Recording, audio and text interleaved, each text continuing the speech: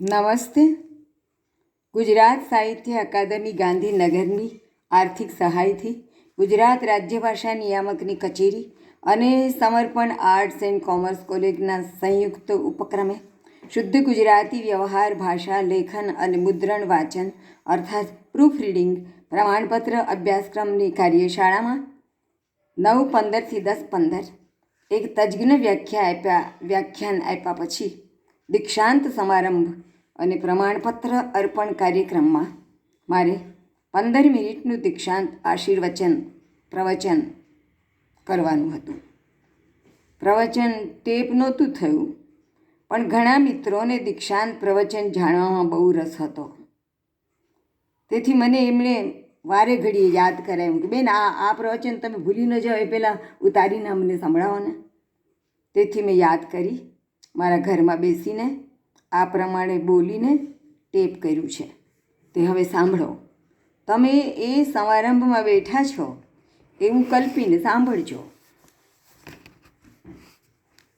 તો સર્વે ભાષા પ્રેમીઓ, નમસ્તે.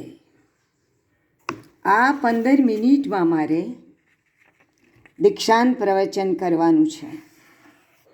તમે 15 દિવસો સુધી વ્યાકરણ, ભાષા, લેખન, મુદ્રણ, વાંચન ભણ્યા. જાણે ગુજરાતી ભાષાનો અહીં મહાકુંભ ભરાયેલો, અને તેમાં તમે સ્નાન કરીને સ્નાતક બન્યા. હવે સ્નાતક બનીને તમારે સ્વસ્થાને જઈ રહ્યા છો. તૈત્રીય ઉપનિષદમાં ભણીને સ્વગૃહે જતા છાત્રોને તેમના ગુરુએ જે દીક્ષાંત પ્રવચન આપેલું તે મને યાદ આવે છે.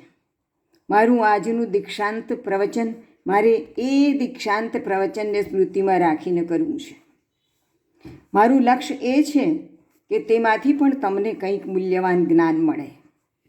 તે દીક્ષાંત પ્રવચન સત્યમ વદ ધર્મમ ચરથી શરૂ થયેલું. તમને પણ કહેવાનું કે ભાષા ભૂલ વગરની સાચી હવેથી પ્રયોજજો. સત્યમ વદ, સત્યમનું જ આચરણ કરવું તે ધર્મ છે. ધર્મ ને દૂસર સત્ય સમાના, એવું સંત તુલસીદાસજીએ કહ્યું છે. ધર્મમ ચર. મારે તો આ મંત્રો પછી આવતા માતૃદેવો ભવ, પિતૃદેવો ભવ, આચાર્ય દેવો ભવ, અતિથિ દેવો ભવની વાત કરવી છે. અને એ મંત્રોની અંદર સમાયેલા વ્યાકરણના રહસ્યની વાત કરવી છે.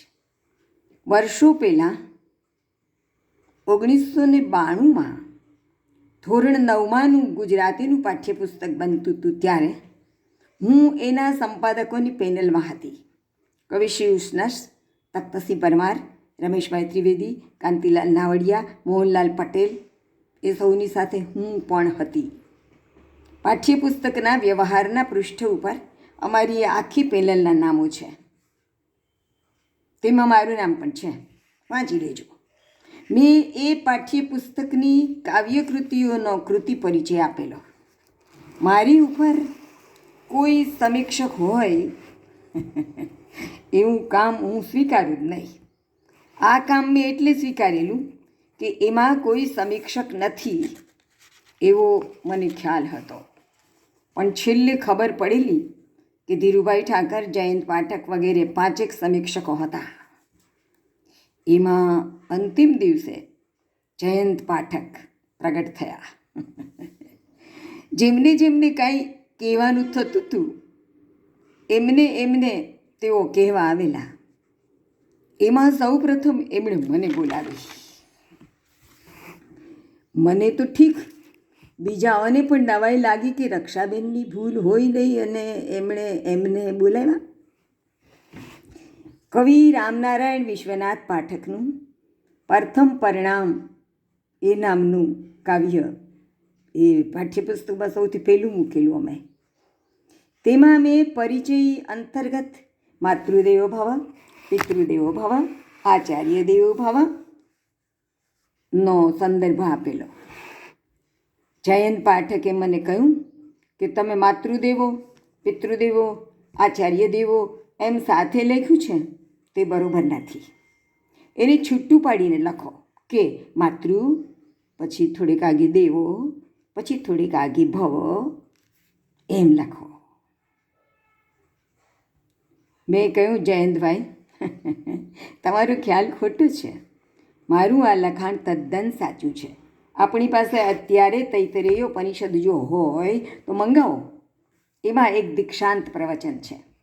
તેમાં આ 3 આજ્ઞાઓ છે અને એક ચોથી આજ્ઞા અતિથિ દેવો ભવ પણ છે.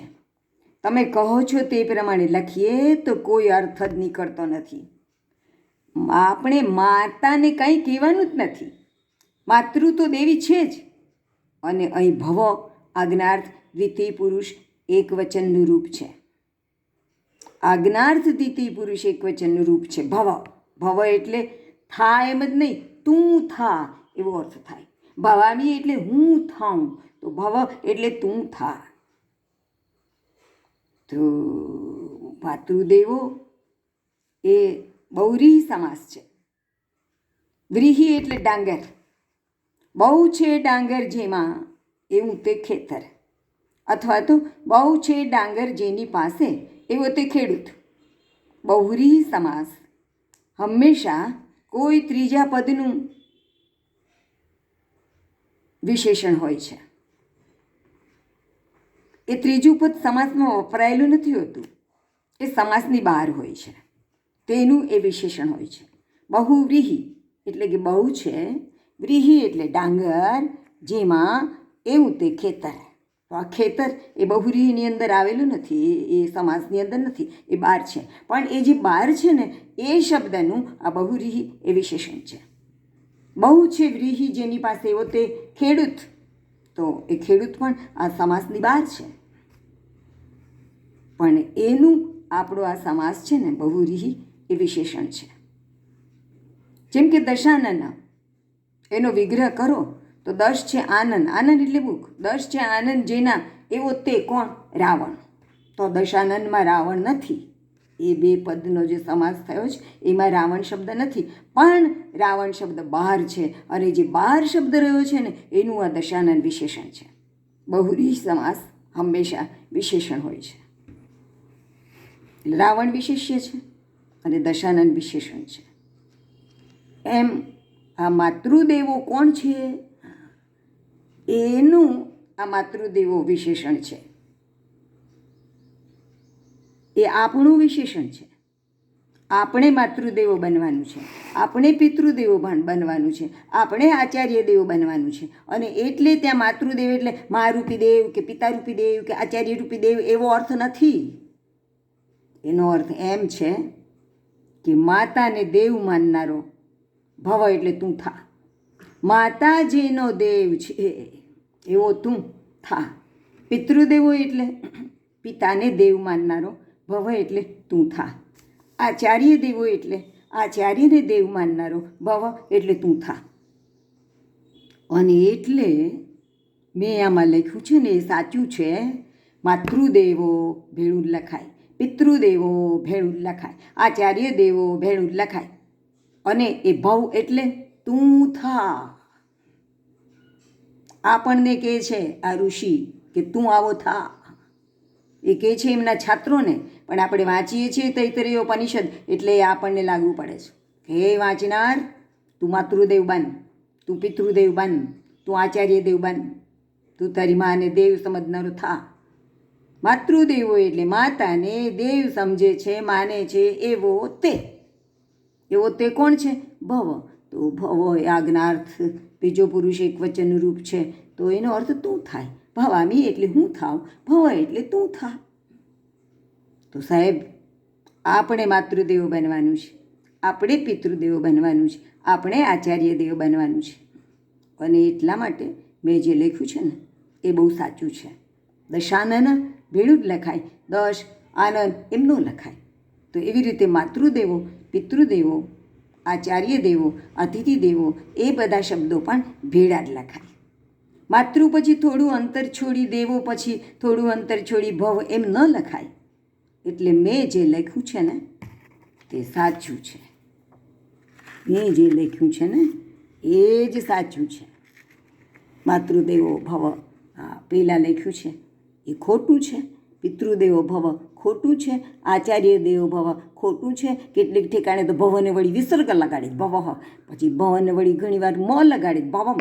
અરે ભાઈ, કોઈકને પૂછી જુઓ ને કે આ બરાબર છે તો તમને સાચું કહેશે. ખોટું લખાય નહીં, ખોટું બોલાય નહીં, એ અધર્મ છે.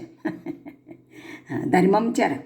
તો માતૃદેવો ભવ, પિતૃદેવો ભવ, આચાર્ય દેવો ભવ એમ લખાય. હવે હમણાં છે ને બધાને એવી ટેવ પડી ગઈ છે.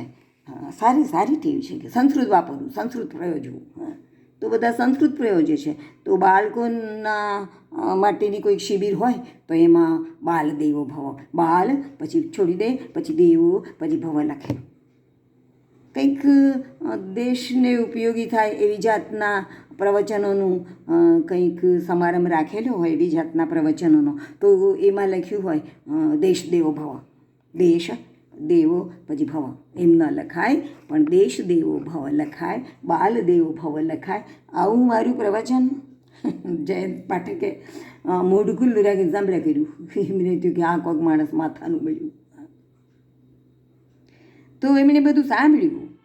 પછી મને કહ્યું હા તો તમારી વાત સાચી છે, તો એમ ભલે રહ્યું. તો મેં કીધું એવું ના ચાલે, ભલે રહ્યું એમ તમે બોલી લો એ ના ચાલે. તમે મારા લખાણમાં શેરો માર્યો સાહેબ, લાલ અક્ષરનો શેરો માર્યો. કોઈ દિવસ મારા લખાણમાં શેરો હોતો નથી. એટલે હવે તમારે શું કરવું પડે? તમે હાંસિયામાં જે પેલું શબ્દો છૂટા કરવાની નિશાની હોય છે ને, આમ એક લીટી, પછી આમ બીજી લીટી, એની ઉપર 2 આડી લીટી, એવું કરવાનું હોય છે ને. એવું તમે કર્યું છે ને આમાં, એટલે આ છૂટું લખવા એમ. એ તમે જે કર્યું છે ને 3 વખત કર્યું છે. માતૃદેવો ઉપર આમ શેરો કરી અને હાંસિયામાં તમે આ નિશાની કરી છે. પિતૃદેવો ઉપર શેરો કરી, હાંસિયામાં તમે આ નિશાની કરી છે. આચાર્ય દેવો ઉપર શેરો કરી, તમે હાંસિયામાં આ નિશાની કરી છે. હવે તમે કરેલી નિશાનીની ઉપર તિર્યક રેખા કરો. પ્રૂફ રીડિંગમાં તિર્યક રેખા કરવી પડે ને, એ તિર્યક રેખા કરો અને એની પડખે લખો સ્ટેટ.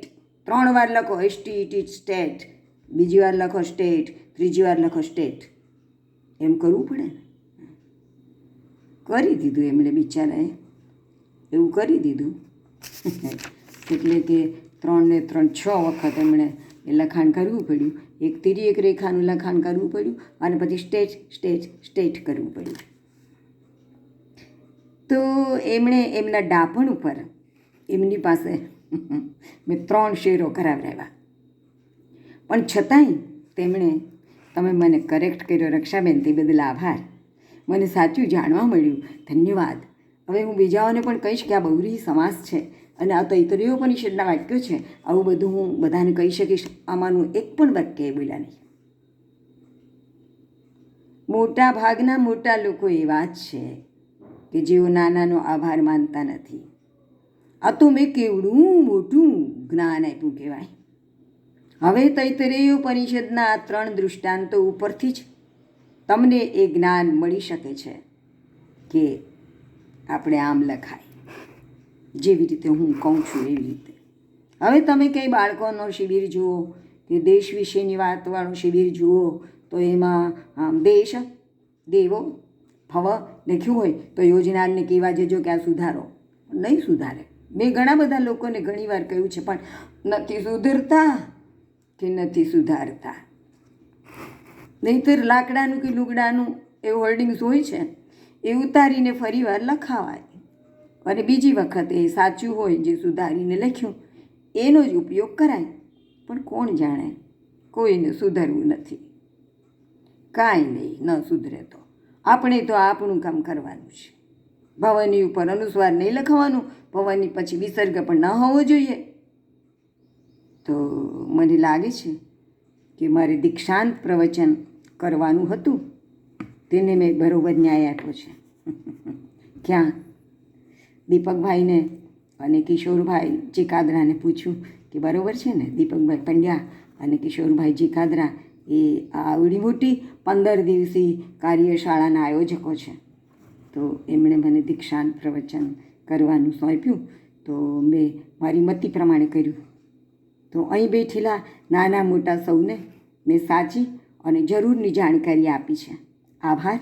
મને આવી સરસ જ્ઞાન પીરસવાની તક આપી તે બદલ સૌનો આભાર, આયોજકોનો પણ અને શ્રોતાઓનો પણ. જય શ્રી કૃષ્ણ.